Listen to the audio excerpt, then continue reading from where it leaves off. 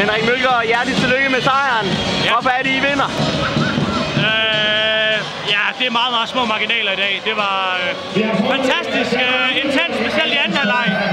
Vi mangler lige lidt i første halvleg, men det blev en topkamp i anden halvleg, og der var hårdt spil, også selvom det ikke blev tilladt hele tiden. Men fantastisk intensitet, det kunne lige så godt være gået tvisvej. Der var det hele, der var røde kort og masser af udvisninger. Det var det skulle være. Aftaler I til sidst, at du skal skyde på mål?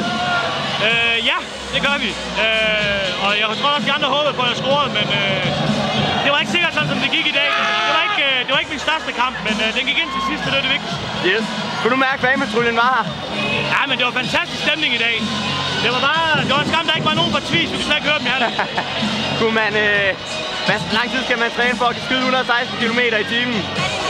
Nej, det skal jeg sige. Det var iskoldt inden træning, så jeg kan godt skyde hårdere. Det var stille og roligt af på kontoret.